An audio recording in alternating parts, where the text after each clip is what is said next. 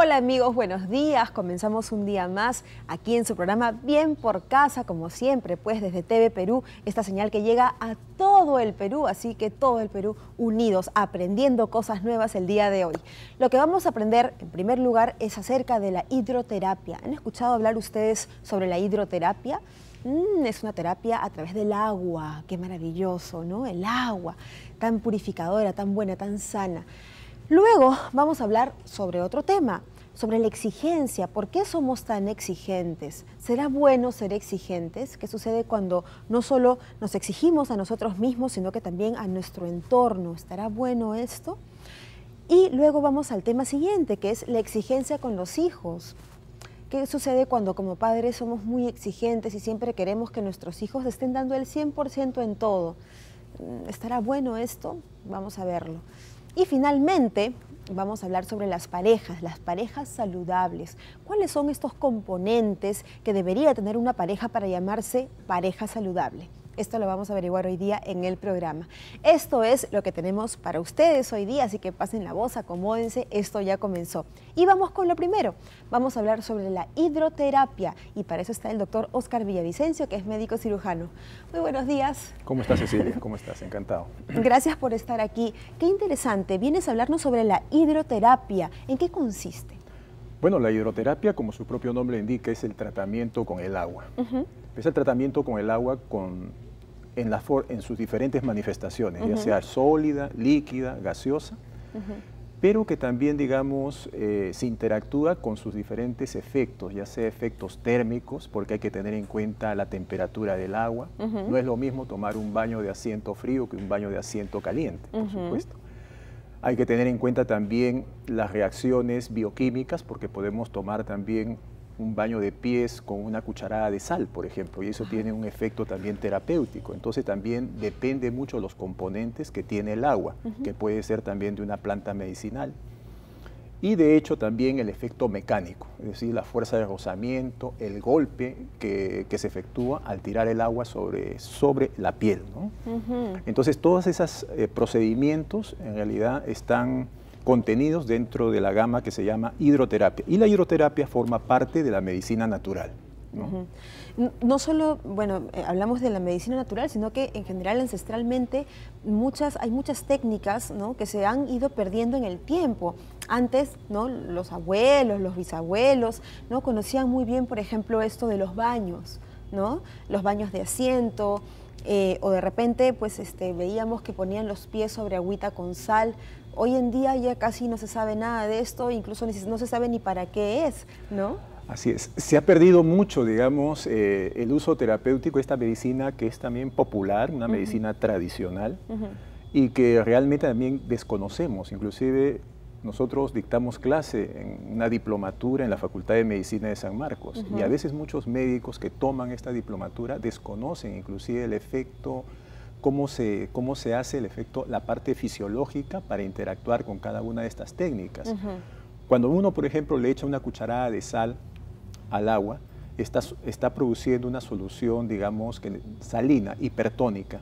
Y si yo tengo los pies edematizados, que es una queja generalmente de muchas mamás y también de varones que después del trabajo llegan a la casa y dicen que sus pies se han puesto pero enormes, se han hinchado, ¿qué puedo hacer? Si no hay, viendo la patología de fondo, de pronto algo muy práctico que puede ayudarles es colocar los pies justamente en agua tibia, casi fría, con una cucharada de sal, y prácticamente van a ver los efectos, cómo se producen. Ese es un efecto de ósmosis, ¿no? Y ese es un efecto fisiológico muy sencillo. Lo mismo sucede, Cecilia, cuando nosotros, por ejemplo, nos duchamos en la mañana. Tomamos una ducha y se ha puesto de moda el agua tibia. Ya casi nadie se baña con agua fría porque tenemos horror al agua fría. Pero yo les recomiendo, si usted cuando se toma una ducha, lo que quiere es despertarse, vitalizarse, salir vital. Entonces, tómese el baño de agua tibia, pero antes de salir, suelte el agua fría unos 10 segundos, muy rápido.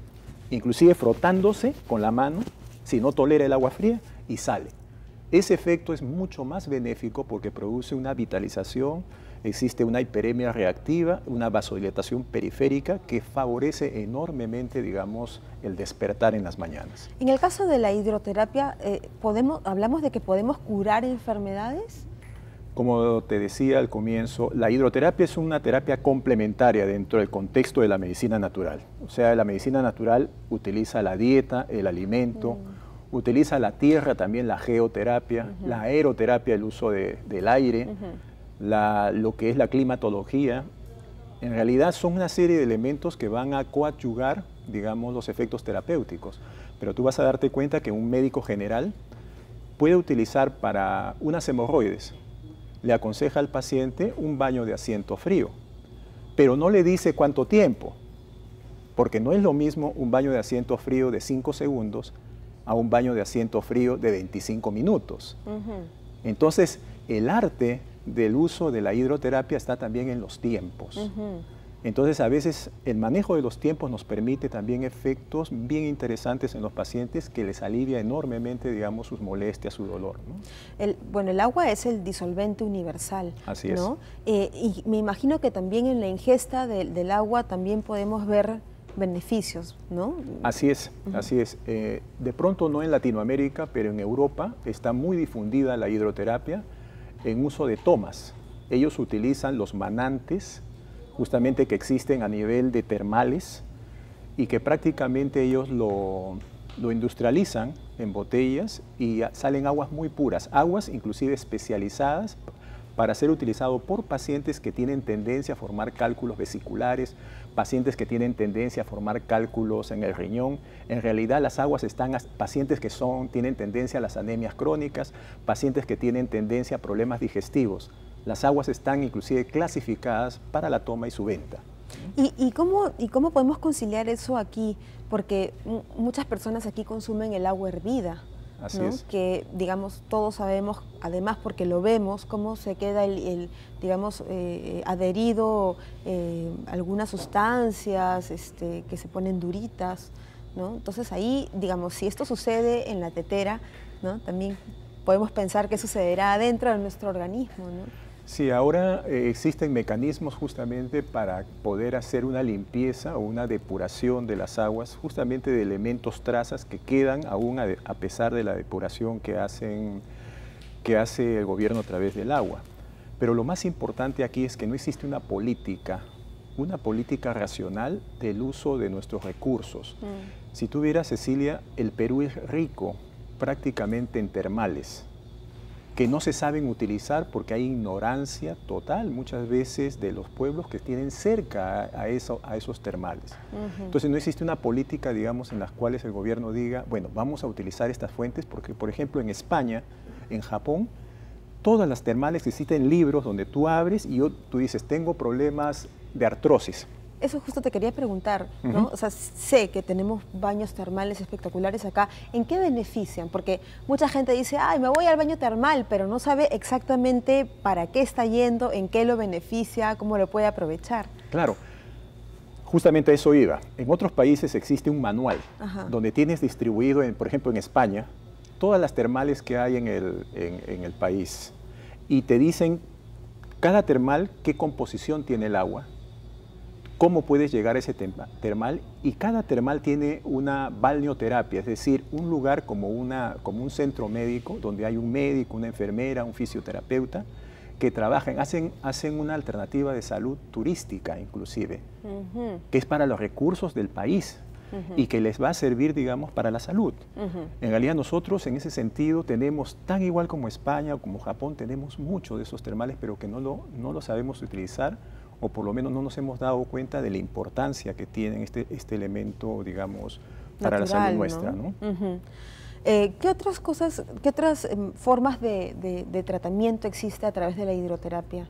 ¿Cómo no? Cuando hablamos de hidroterapia, hablamos de diferentes tipos de agua. Entonces ya hemos hablado de una que es la balneoterapia, que son las diferentes técnicas que uno utiliza con el agua simple, que lo puede hacer de manera casera, los maniluvios, los pediluvios, los baños de asiento, las compresas, las frotaciones, las fricciones.